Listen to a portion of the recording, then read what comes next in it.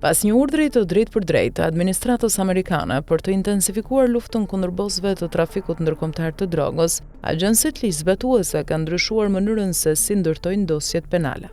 Hetimi nuk ndalet më vetëm te droga, rrugët e saj dhe komunikimet e koduara, por shtrihet te parat, te mënyra se si ato shpenzohen dhe te ekspozimi publik i luksit që nuk mbështetet nga burime të ligjshme. DEA, FBI dhe strukturat financiare amerikane kanë shtyrë partnerët evropian të përdorin në mënyrë sistematike analizën e stilit të jetesës si mjet hetimor.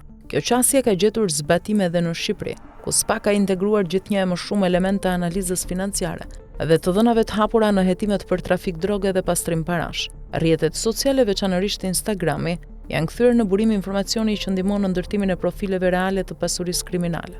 Bosët e trafikut shmangin ekspozimin publik. Ata nuk shfaqen, nuk postojnë dhe nuk deklarojnë asgjë. Në vend të tyre ekspozimi vjen nga rrethi i ngushtë shoqëror, kryesisht nga persona që shfaqin një standard jetese ekstremisht të lartë, pa aktivitet ekonomik të njohur.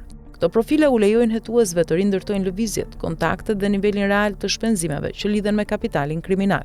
Sipas informacioneve që ka siguruar pamfleti, kjo metodë është përdorur edhe në hetimin ndaj organizatës kriminale, ku përfshiheshin vëllezërit Artur dhe Klevis Hoxhosmani, të dy të dyshuar për trafik ndërkombëtar kokaine nga Amerika Latine drejt vendeve të Bashkimit Evropian dhe Britanisë së Madhe. Përveç provave klasike penale, hetimi ka përfshirë edhe analizën e stilit të jetesës së personave të lidhur ngushtë me ta. Në këtë kontekst del edhe rasti i Keida Ayazit, vajza e ish-ministres dhe ish-deputetes Majlinda Bregu, e lidhur sentimentalisht me Klevis Hoxhosmanin. Ayazi kishte ekspozuar publikisht një jetë luksoze nga Dubai në Monaco, duke shfaqur udhëtime të shpeshta ambiente elitare, makina me vlerë rreth 500.000 euro dhe mallra luksi si çanta Hermes Birkin. Hetimi nuk e trajton ekspozimin e luksit si fenomen mediatik apo moral, por si indicie financiare. Sipas informacioneve të siguruara nga pamfleti, hetimet nuk ndalen me kaq dhe përfshin edhe element konkret lëvizjeje që kanë tërhequr vëmendjen e agjentëve. Një tjetër vajzë, bia e një ish-deputete e Kuvendit të Shqipërisë, aktualisht e vendosur në Dubai, ka hyrë në fokus për shkak të ekspozimit vazhdueshëm të luksit në rrjetet sociale, ku shfaq çanta me vlera 10.000 euro, ora luksoze e makina që kapin shifra shumë të larta, pa asnjë aktivitet ekonomik të njohur që të justifikojë këtë standard jetese.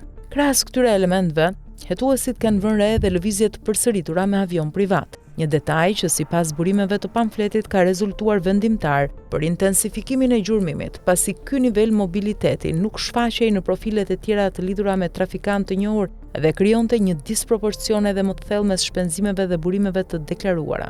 Burimet tregojnë se kjo vajzë po hetohet për shkak të dyshimeve të forta se bashkëjeton me një trafikant ndërkombëtar droge, një emër i panjohur për publikun shqiptar, por i dokumentuar në mënyrë të përsëritur në dosje sekrete që vijnë nga partnerët ndërkombëtar pranë SPAK-ut. Hetimi fokusohet te lidhja mes ekspozimit të luksit, përdorimit të avionëve privat dhe flukseve të mundshme të parave që burojnë nga aktiviteti kriminal ndërkombëtar, duke e trajtuar këtë kombinim si indikator të qartë të pasurisë së pajustifikuar. Këto raste tregojnë se strategjia ka ndryshuar rrënjësisht. Hetuesit nuk presin më gabimet teknike nga bosët e trafikut dhe nuk kufizohen te përgjimet apo komunikimet e koduara.